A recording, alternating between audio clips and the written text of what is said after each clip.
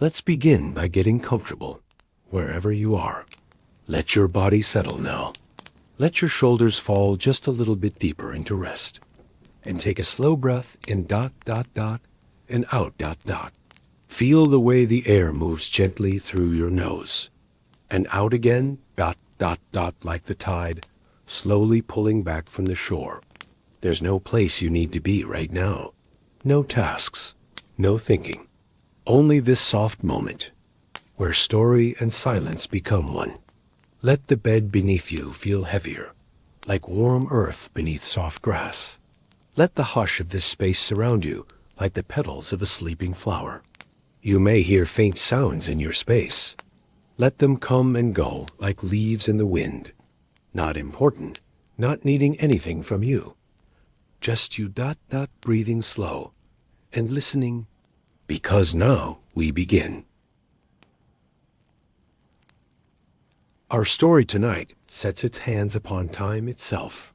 In a hamlet where clocks were not needed, because the air told you when to rise, and the trees whispered when to sleep. Winding Hollow, they called it.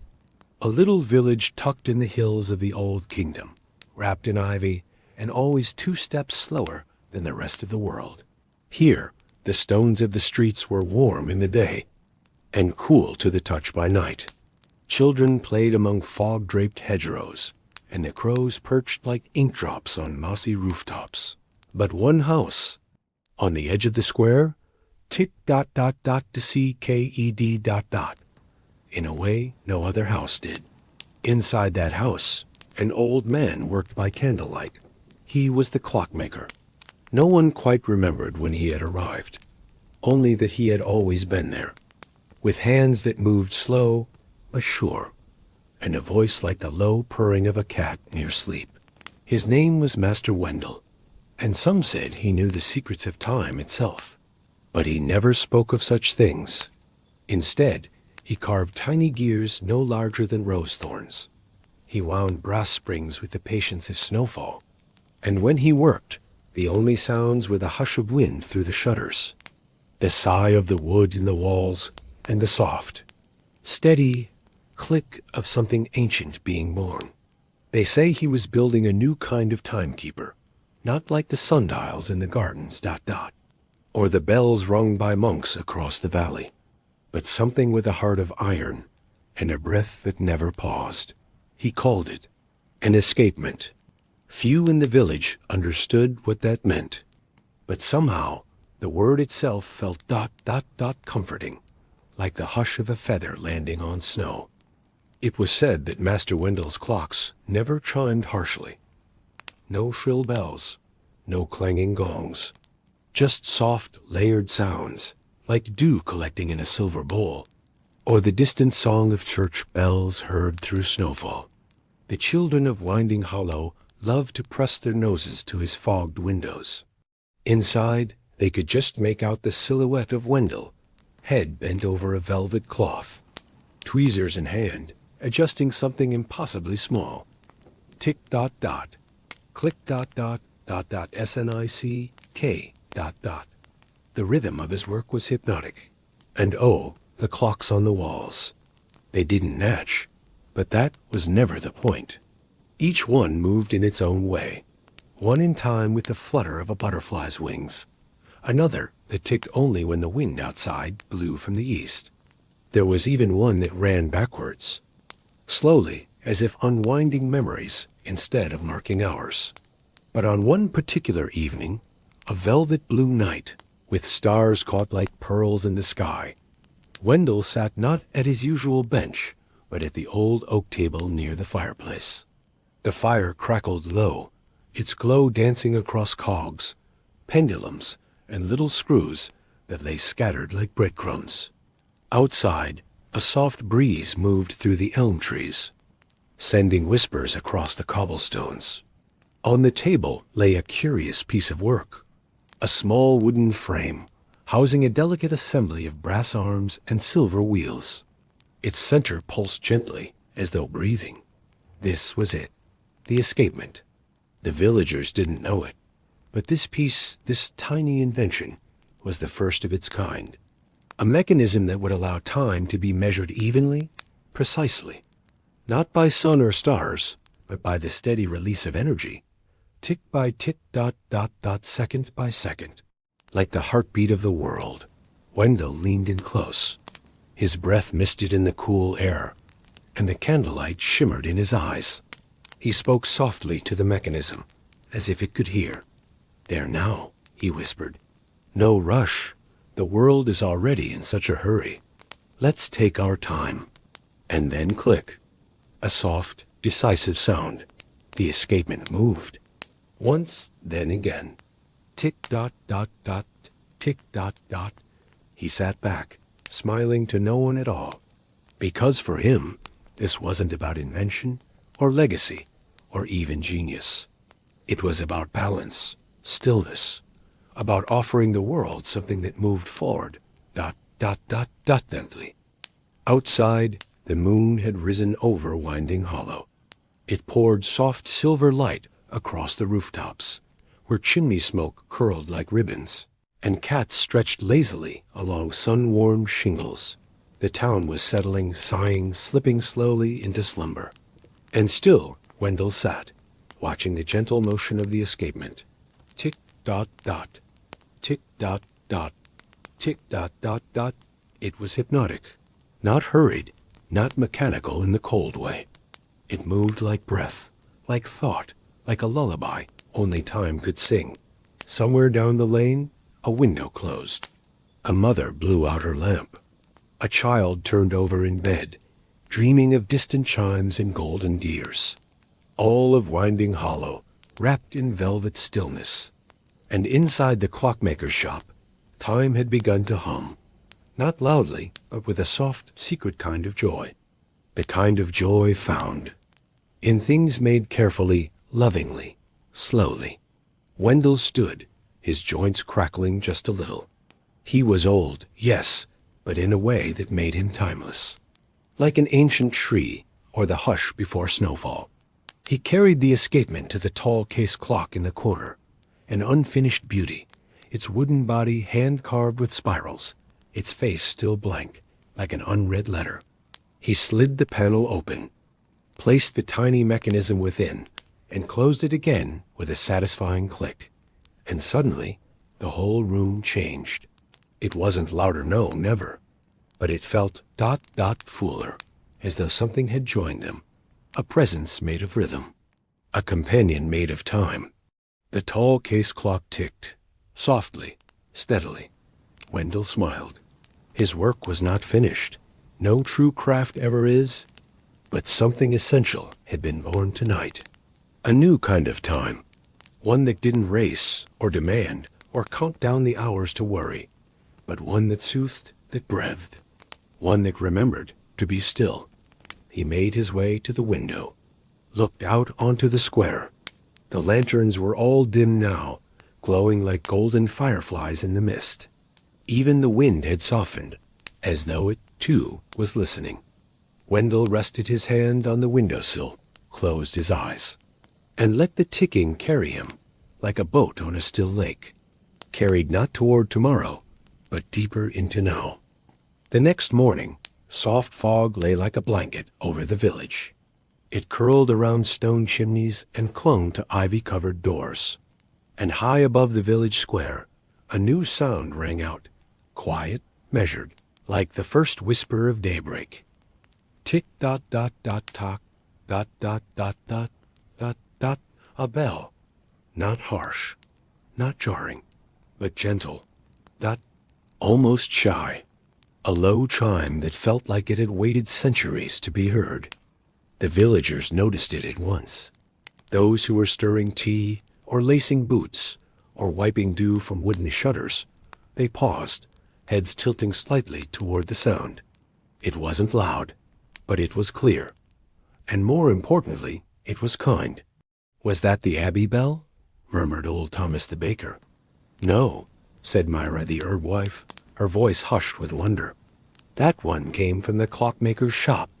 Indeed, it had. The tall case clock, now assembled in full, stood like a guardian just inside the workshop window. Its hands moved gracefully over the pale wooden face, etched not with numbers, but with small, carved moons and curling leaves. Every hour on the hour it would chime, but only softly, as though it did not want to wait the day too quickly. The villagers, one by one, began adjusting their routines to this new rhythm. Thomas timed his morning bread to the second chime. Mira harvested her lavender on the third. Even the children began to listen, learning the peaceful structure of their days from the quiet music of Wendell's creation. And Wendell himself? He hardly changed his ways at all. He still worked in silence, still brewed his nettle tea before dawn, still watched the sky through his dusty window, as if reading the language of the clouds. But now he smiled more often.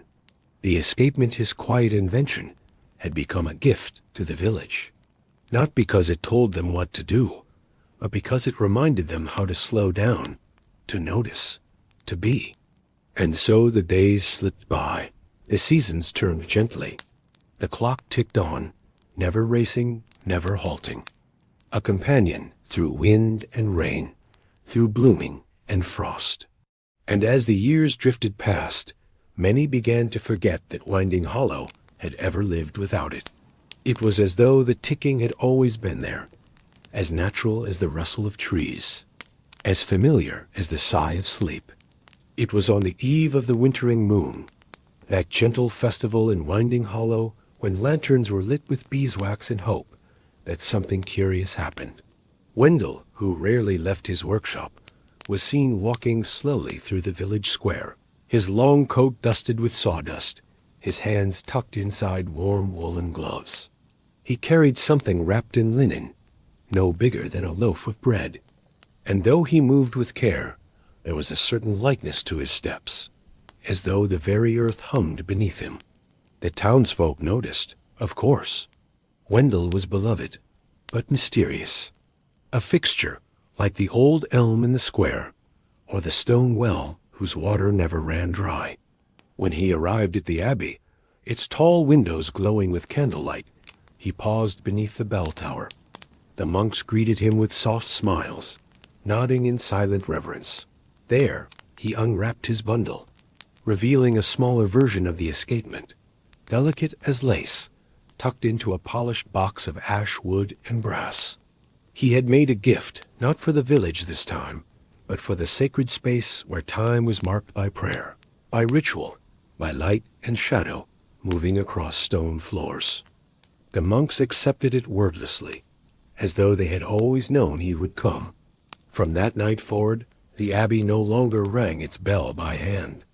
Instead, Wendell's timekeeper gently stirred the air with its perfect rhythm, calling each monk to stillness, not commandingly, but with the hush of wind through pine. And this, too, changed things. Visitors began to come, quiet ones. Pilgrims who had heard of the peaceful clock that did not rush. Travelers who had lost track of themselves in the world's faster places. They came to Winding Hollow not to be healed, but to be slowed, to feel the pulse of a place where time was not stolen but shared. Wendell watched them from his window, his tea cooling on the sill, his hands folded in his lap. He didn't need recognition, nor praise, just the knowledge that something he built was helping others come back to the rhythm of their own hearts. And so the escapement ticked on, a quiet guardian of peace, a whispering teacher of patience, a lullaby in metal and wood. It did not mark the minutes, it cradled them. Winter passed with a hush that year. The snow came gently, never in storms, but in soft, slow drifts that piled like wool along the village lanes. And through it all, Wendell's clock ticked on, each hour a whisper of chime like frost singing on glass. Each day, a rhythm of calm for a village that had forgotten the press of urgency. It was during one of those pale afternoons, when the sky and the snow blurred into one soft color, that a little girl named Anya stepped shyly into Wendell's shop. She was bundled in a blue cloak, her cheeks flushed pink from the cold, and in her mittened hands she held a broken wooden toy. It was a bird, its wing missing its paint faded, something her grandfather had carved long ago. She looked up at the old clockmaker with wide eyes. "Mr. Wendell?" Her voice was small. "Do you fix things that aren't clocks?" Wendell looked down, his eyes crinkling kindly at the corners. "Only if they remember how to dream," he said, his voice as soft as the ticking behind him. He took the bird gently in his hands. And for the next hour, Anya sat by the hearth, sipping warm cider, while Wendell worked in silence, carving, sanding, mending, painting. Outside, snow fell. Inside, time slowed to a hum. When he was finished, he handed the bird back. Its wings now stretched wide again, painted a soft shade of lavender. It didn't chirp or fly, but it looked ready to take flight all the same. Anya beamed, but as she turned to leave, she paused at the door. "Why does your clock sound so nice?" she asked. Wendell chuckled. "Because I didn't build it to tell people when to hurry," he said. "I built it to remind them to breathe." And with that, Anya disappeared back into the drifting white, her little bird tucked under her arm. From that day on, more villagers came, not just for clocks, but for broken things. Toys, boxes, walking sticks, even old memories wrapped in scraps of cloth. Wendell fixed them all, with the same quiet hands, the same careful breath. And always the clock ticked on, a lullaby for the world. Not loud, not grand, just there. Tick-tock, like the heart of the village. Years passed, but they never hurried. The tall case clock in Wendell's shop aged gracefully, its wooden frame darkening with time, its face worn smooth by the eyes of those who had paused to marvel at its steady grace. Wendell, too, grew older, but like his clocks, he did not fade. He simply softened. His beard grew whiter, his hands more lined, but his eyes still held that quiet sparkle, like stars reflected in still water. He no longer took on large commissions. Instead, he spent his days at the window bench, carving tiny animals from walnut wood, watching the seasons fold into one another like pages in a well-loved book. The village changed, but gently. Children who once pressed their noses to his window now brought their own children to visit. They would whisper, "This is the man who made time walk softly." And Wendell would smile and pass them a carved rabbit or a wound-up fox that ticked just once when wound enough to make its tail wag and a child's eyes widen. The abbey still chimed with the escapement's rhythm. The monks never changed it. Even when newer clocks became popular in other towns, with sharper edges and louder tones, Winding Hollow remained faithful to the soft song of Wendell's invention. It had become more than a timepiece. It was a heartbeat, a reminder that not all clocks must race, that not all progress must be loud, that there is beauty in slowness, in breathing, in simply being. One evening, a clear, quiet one, with a sky brushed in deep lavender, Wendell sat by the fire, a worn blanket over his knees, a cup of elderflower tea warming his palms. He looked at the tall case clock, still ticking, still steady. He watched the pendulum swing like a lullaby made of brass. And then he did something he hadn't done in a long while. He closed his eyes and listened, not for the sound, but for the silence that lived between each tick, the space where peace was hiding, waiting, breathing. And in that moment, with only the hush of the fire and the heartbeat of time beside him, Wendell smiled. Not because something was finished, but because everything was exactly as it should be. As spring stirred again in Winding Hollow, the village square began to bloom. Snowdrops pushed bravely through the cobbles, and bees hummed sleepy songs through the ivy vines crawling up the old stone walls. The clock still ticked, its chime ringing clear through the warming air, and the villagers continued to live by it, not rigidly, but reverently, like musicians following a kind conductor. But one morning, just before dawn, the clock did something no one expected. It stopped. No loud clang, no jarring break. Just silence, soft, total, still. At first, the villagers whispered. Then they gathered. And when no answer came, they knocked gently on Wendell's shop door. There was no reply. Inside, they found him resting in his chair by the hearth, blanket tucked neatly over his knees. A small, hand-carved bird resting in his palm. His face was peaceful, smiling even, as though he had simply drifted into the longest and gentlest sleep. No one cried, not at first, because the silence he left behind was not empty. It was full, with gratitude, with memory, with the echo of 1,000 soft ticks that had stitched their lives together like a quilt. The monks rang the abbey bell once at sunrise. A single low chime. Then the village returned to its rhythm. Not out of habit, but in honor. They didn't restart the shop's great clock. Not for a while. Instead, they let it rest, like a closed book whose story had been told exactly right. But true time doesn't really stop. It listens. It remembers. And it finds new ways to move. One evening, some seasons later, young Anya, now older, taller, her blue cloak traded for a green shawl, returned to the shop. She placed her hand on the wooden clock face and smiled. Then gently she opened the panel, just as Wendell had done all those years ago. Inside, everything was still intact, delicate. Waiting, she whispered. Let's begin again. And with a single breath, she started the pendulum swinging. Tick dot dot dot tock, dot dot dot. And the world exhaled. The ticking began again, not louder, not faster, but as if it had only paused to catch its breath. The sound drifted out of the little workshop and into the cobbled streets, where it slipped beneath doors and curled around windowsills like a returning friend.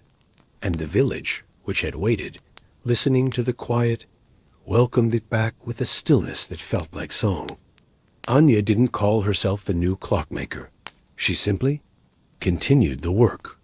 But she brought her own touch, not of change, but of kindness.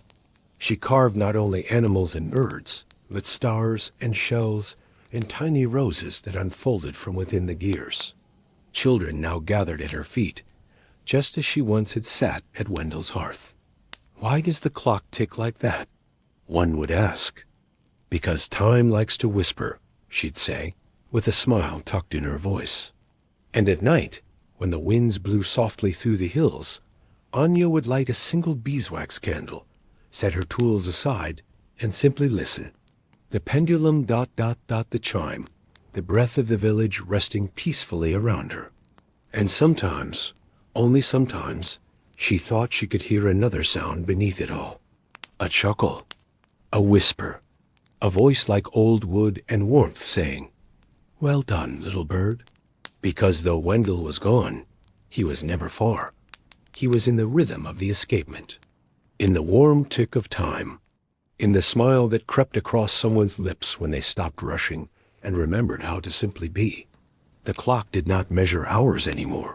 It held them, cradled them like dandelion seeds waiting to drift.